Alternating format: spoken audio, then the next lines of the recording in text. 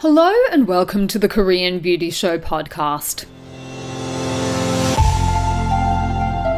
I'm your host, Lauren Lee, K-beauty expert, founder of Style Story, where you can shop, learn and explore the world of Korean skincare, and your guide to everything you need to know about what is going on in the world of Korean beauty. So to jump into this week's news headlines, we have, as the young people like to say, some piping hot tea. And that is that Kolmar Korea recently announced that they won a lawsuit against the Italian cosmetic manufacturer Intercos's local office here in Korea. So let me break this all down for you because, obviously it was a legal case. There was quite a little bit going on, but this has all the elements of what would have been an epic K-drama. If anyone would like to make a drama about this, I'm sure you'd get a few people tuning in. So essentially, Kolmar Korea is one of the biggest OEM, ODM manufacturers in the Korean beauty market. They are very famous for their sun care products, so sunscreens and things like that. And what they essentially did is they took this other company, Intercos, to court, as well as two former employees of theirs, arguing that those two former employees stole confidential technologies that Kolmar had developed for its sun care products and basically gave them to Intercos. So one of the employees worked at Kolmar for 9 years and he retired in 2018, but he lied to Kolmar and said, the reason that I'm retiring is because I'm moving to the US. But apparently he was actually hired by Intercos Korea less than a week after he left Kolmar. And what they ended up finding out was that he stole hundreds of computer files relating to all of Kolmar's sun care products and whatnot, popped them on a Google Drive and then gave them to Intercos, which, in case you're not familiar, that is a huge no-no. You cannot steal the confidential information from your employer and just give it to someone else when you move companies. Normally there should be something, this is me speaking as a lawyer here, but normally there should be something in your contract that forbids you from doing this, and then in some jurisdictions there will be a common law obligation to not do this, but this is a pretty big no-no. And so basically gave Intercos all of the details that they would need to then develop their own sun care products utilizing technology that Kolmar had developed, which is quite wild if you think about it. Basically trade secrets, right? They're stealing their trade secrets. So they sued them and the court basically was yep, fair call. And what Kolmar has come out in the media and said is that, the court's ruling is basically a big warning to other people that might be looking to do something similar. Unethical misappropriation of trade secrets, you can't do that. So they were successful. The court sentenced the employee to 10 months in jail, which, to be honest, for Korea, they give really, really light jail sentences for most things. So I think that's actually quite, probably quite harsh by Korean standards, to be honest. The sentencing laws here, in my personal opinion, are all over the shop. You get a slap on the wrist for something that I would consider to be quite serious, and then some other things for example, marijuana possession, smoking marijuana just seems to be out of all proportion to the crime. Anyway, I digress. The other employee got 6 months in jail, and the court ordered Intercos Korea to pay a 10 million won fine. So that is quite recent, that court case that got decided, but there you go. And that Kolmar rightly have said, we've invested hundreds of billions of won over the last 3 decades to develop the technologies for our sun care products, and then this guy just handed over all of the files and the data on a Google Drive to their competitors. It's pretty crazy. That is quite crazy. And the fact that you would think that you could get away with doing that and not that there wouldn't be a record of that. I don't know what his excuse was. But yeah, altogether, they have been ordered to pay 200 million won plus overdue interest to Kolmar Korea between Intercos and then the two former Kolmar employees. So there you go. Very piping hot tea in the headlines this week for lovers of Korean sun care products, but also just people that like, stories of people doing the wrong thing. This kind of stuff, not necessarily corporate like theft, but I would say that every now and again there are dramatic scenarios that do go down in K-beauty land. Like, it's not unheard of for people to like end up in jail, put it that way. Former CEOs and things like that have done the wrong thing, that have misappropriated funds to their own personal use. It does happen. So there you go. That was in the headlines. Now, the other thing that has been in the headlines over the last couple of months that I have been meaning to share with you, I did share it on my Instagram stories maybe last month, and then I promptly forgot about it. But one of the cosmetic manufacturers here in Korea has done some research into a type of seaweed extract called hijiki, and what they have found is that it actually induces melanogenesis, which is the hyperpigmentation activity, and so it can be used to improve depigmentation of the hair follicle and also vitiligo via melanin synthesis stimulation. So basically, it's a type of brown seaweed that is very, very common in Asian countries like Korea, Japan, and China. And seaweed is eaten here, but this one also has the biomedical potential to be developed as a functional substance for food and cosmetics. So they conducted testing on skin and hair models to sort of see the impacts of using this. And what they found, there was some really great photos that they published as well. But basically, more melanocytes were distributed in the treated group compared to those in the untreated control.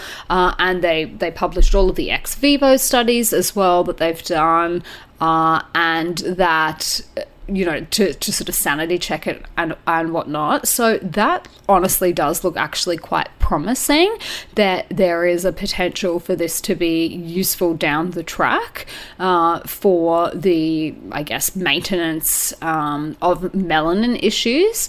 So they did mention that this particular brown seaweed extract has been used in cosmetic products due to its moisturizing, antioxidant, and anti-inflammatory effects, but the hyperpigmenting effects had not yet been reported. So they were reporting on that, basically. So I think watch this space. It's probably a little too early. They probably need to do, further sort of studies into it, but preliminary results look good for improvement on hyperpigmentation. So there you go. Now, I did mention on last week's episode that we had an interesting question of the week come through. So I wanted to read this out to you. So this was from one of my Instagram followers who is also a listener of the show. And she said, your episode on K luxury beauty versus the less costly was great. I wanted to know though, if you do an episode on effectiveness, are the prices higher, mainly for packaging, history, etc.? I feel they tend to be very fragrant too, so it wouldn't be great for sensitive skin. Would love to hear a comparison on both ends. Thank you so much for your podcast. So this is a really interesting question, and I thought it probably deserved its own sort of segment, because this is a really common question that people have, not just in relation to luxury Korean beauty products, but in relation to costly skincare in general, and whether paying more for skincare products necessarily makes the products more effective. And this is a very hard question to answer with a blanket statement for so many different reasons. And the first is that effectiveness is very, very difficult to quantify. What can be an effective product for one person might not be effective for somebody else, but that will come down to so many different variations that don't necessarily have anything to do with price. Now, what can we generalize? I think that there are a couple of things that you can make general statements about when it comes to luxury K-beauty. And number one is that in some cases, paying more for the products will mean that the quality of the raw materials is better or preferable to the quality of the materials in products that don't cost as much. Classic example that I can think of off the top of my head is ginseng. This is an ingredient where you will not get the stated benefits if you are just using run-of-the-mill cheap cultivated ginseng. You will not get the same studied benefits from a wild red ginseng that is very expensive, that is what is usually in the luxury K-beauty products, compared to just random K-beauty product that says that it has ginseng in it. Like if you're paying $10 or $20 for your product, you're not getting that really, really high quality wild red ginseng. And so there will be a difference in the efficacy of the product. And a lot of the anti-aging benefits that have been studied and proven time and time again in Korean studies, you're not going to see that in the cultivated types of ginseng. And in fact, companies here get pulled up by the Ministry for Food and Drug Safety for making claims about ordinary ginseng that they are not allowed to make. So that is a factual thing that's that's a little bit more easy to quantify. Effectiveness in general just comes down to so many different things. You know, the products being fragrance, so they're not good for sensitive skin. Well, they would only be not good for sensitive skin if the skin has fragrant allergies, because fragrance can be an allergen for some people. It's not to say that everyone with sensitive skin also has a fragrance allergy. So, you know, are they necessarily contraindicated? No, not necessarily. A lot of people, they, you know, have no issues using products that have a bunch of essential oils in it, which is a fragrant ingredient. Do you know what I mean? You can't really extrapolate that from it, I don't think. And indeed, I noticed when I was in Japan earlier this year that a lot of the more high-end Japanese products have fragrance in them as well, like a signature scent or something like that. So I don't necessarily think that you can make blanket statements about, you know, whether a product is good or effective or not, just purely based on price. I think sometimes price can be an indicator of quality. And there are very cheap brands on the market that, you know, price is the deciding factor for a lot of people. I think you can guess what those brands are. There are two in particular that I'm thinking of that are just really easily accessible for people to get their hands on. And look, the products that I have tried from them have been very, very average, and I wouldn't buy them again, and I didn't find them to be particularly effective. But it's not anyone that tells you that it comes down to price or that you have to pay more for good skincare, I think is probably just trying to sell you something. I don't think that it's necessarily you can make it as simple as that. It's not as simple as that. So many different things go into formulation. A classic example is baking a cake. Now, if you bake a cake, like anyone can bake a cake technically. Like if you follow a recipe, you know, have an oven, you've got the right equipment, you put it in for the set amount of time, you will come out with a cake. But what makes one cake really, really great and the other not so great? Well, lots of different things. Obviously, the quality of the ingredients. If you've got really, really high quality ingredients, you might get a better cake out of it. But equipment might also be something that's really important, right? If you have a crappy oven versus a really high-tech, you know, European appliance. That could be one thing that really changes it. The other thing is how you put all of the ingredients in. Anyone that's ever done any baking will know that you can't just willy-nilly chuck things in and go, okay, just because I've got all of the sugar, chocolate and butter, and I'll just put them all in at the same time and hope for the best. In a lot of cases, there's an order that you need to put them in, and skincare is the same, right? Knowing how to formulate properly is its own art form, and the really successful formulators are good for a reason, because they've been doing it for that many years. It's it's what they're good at, it's what they're known for, they know how to put it all together. So it's definitely not as cut and dry as just like flip the product over and take a look at what's in it, or pay more and you'll get better value. Especially for a lot of the prestige brands, you will be paying for the marketing of the product to a certain extent. Like, that's just a given. Packaging, yeah, like I can tell you as someone that has now worked on packaging for lots and lots of different products, like, you will pay more for the fancier style packaging. That's just 100% fact. So then how much the brand wants to build that into the product's cost, if you're paying $10 for the packaging, then obviously the product needs to be more than $10, right? So yes, that is true.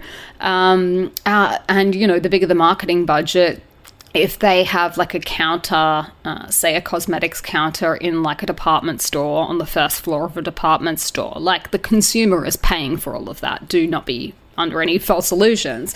So yeah, you are paying for the marketing to a certain extent.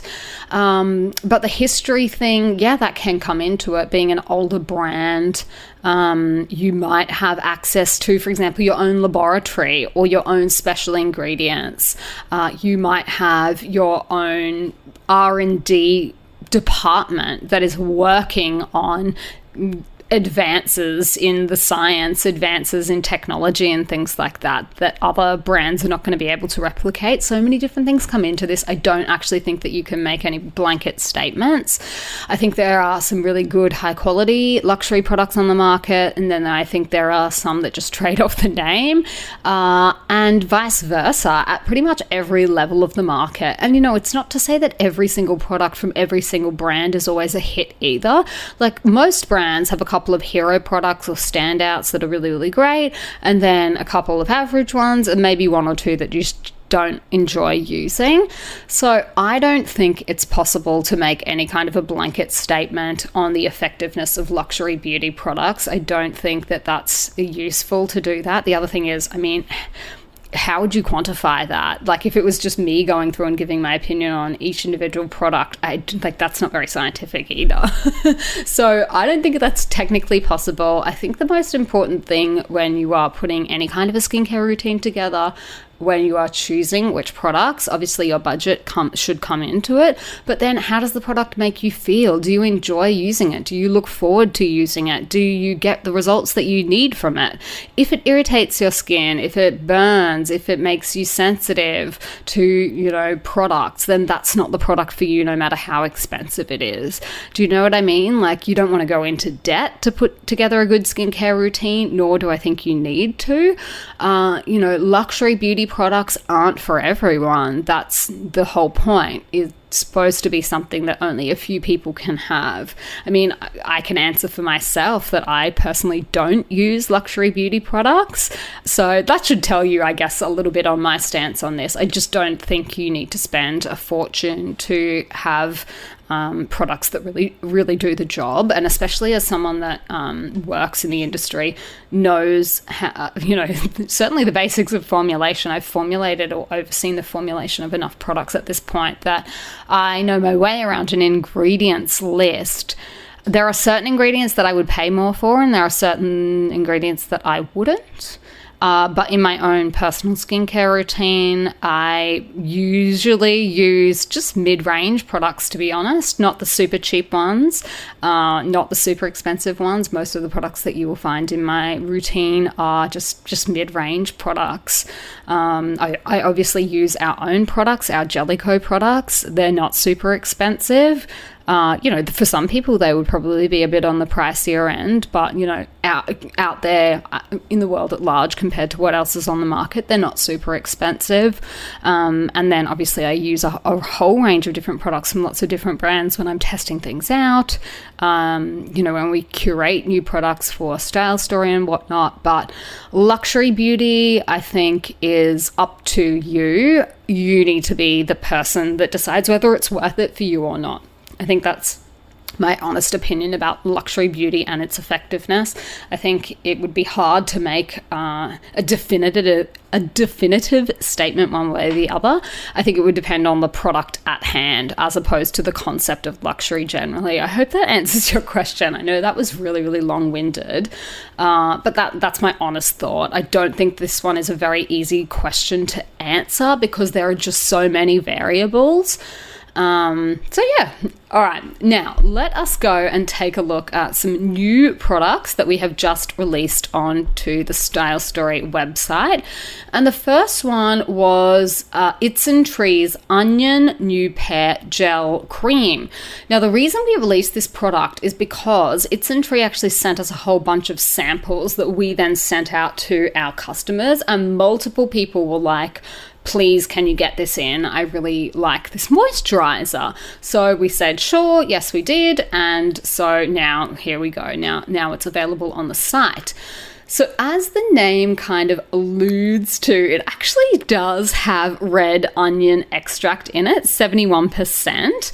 And onion in general, it's got lots of phytonutrients in it, flavonoid, quercetin, more so than normal onion. This product also has glycerin, niacinamide, and 3 types of hyaluronic acid as well. So just a nice gel option for people looking for a daily moisturizer who maybe also have blemishes as well. I must say the onion part of it kind of put me off a bit. It's just something like a mental block for me about putting onion on my face. I have actually tried this. I tried all of the products from their onion line, but for me, this one was a no, just because I'm like, no, onion just does not sound like it would be a good idea for me personally. But there you go. To those people that were wanting us to get this one in, it is now available and up on the website for you. So I hope you will enjoy that one. The other new one we have for you is the Laneige Hyaluronic acid eye cream. So their blue hyaluronic acid. This is their newly updated water bank line. So again, another product that has hyaluronic acid in it, as you can tell from the name, and it's also got niacinamide and caffeine as well. So caffeine is another very nice ingredient for an eye cream. It really does help to brighten and refresh the area under your eyes. So this one, Laneige conducted an independent consumer study on 40 women aged between 18 to 35, which is pretty much their target age range. And after one day of use, 95% of the 40 women said that they experienced lasting moisture in their under eye area, and 93% agreed that the product felt gentle and did not cause irritation.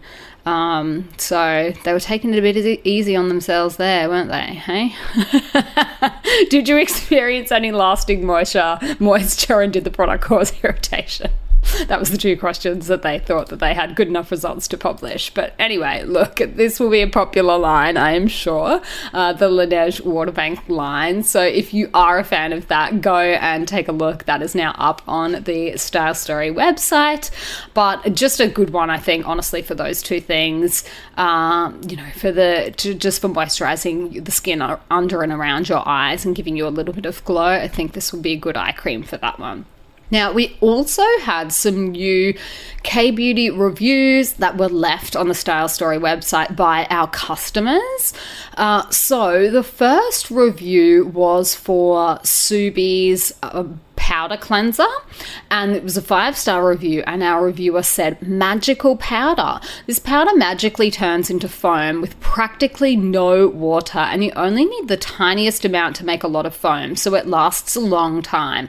Not drying on my skin, and after use, skin is very clean and brightened. Highly recommend. So thank you very much for that. Powder cleansers, I don't know, do you guys use powder cleansers? I feel like they were really, really popular a few years ago. You don't hear as much about them. You guys know I have been using them for like 10 years at this point. I absolutely love them. You'll have to let me know. The second review we had was for Subi's Holo Dream Mask Pack and Brush. And our reviewer said, amazing, really pretty. I got this at the Ecca and loved the packaging from the first time I saw it. It's modern and holographic and actually gives results. It minimizes pores and gives your skin a brightened, glowy look. I was initially worried as I have chronically dry, sensitive skin, but it doesn't dry my skin out or make it hurt. So thank you very much to everyone who did leave their review. And remember that when you do leave your reviews on the Style Story website, you will earn points that you can use as cash off towards your next purchase as well. And for my recommendation of the week, I'm actually going to recommend that if you haven't done it already, we've actually put up a new skin quiz, and it's called Find Your Perfect K-Beauty Product. And this is on our website, stylestory.com.au. I don't know about you, but I was the kind of girl, I used to love it when you used to get like the magazines in high school and they'd have like quizzes and things like that. And some of them were, honestly, looking back on it, probably pretty redundant. But like, who doesn't want to know if you're like a spring or an autumn or anything like that? If you're just a quiz person, you just love taking quizzes, go and take this one. It is a little bit of fun and it'll match you with some Korean beauty products that are right for your skin type or your skin issue. So I'm going to have a link to that in the show notes as well. It is not a very long quiz. It shouldn't take you more than, say, 3 or 5 minutes, I don't think. But it is just a little bit of fun and just maybe some ways to get some new product recommendations as well. If you're kind of like, yeah, I'm not sure what to buy next, go and take that. A lot of people have been taking it and really enjoying just sort of seeing what the recommendations are as well. So that is all I had for you for this week. I am going to leave it there. I will, of course, be back in your ears next week for our deep dive segment. So until then, I will see you on Style Story.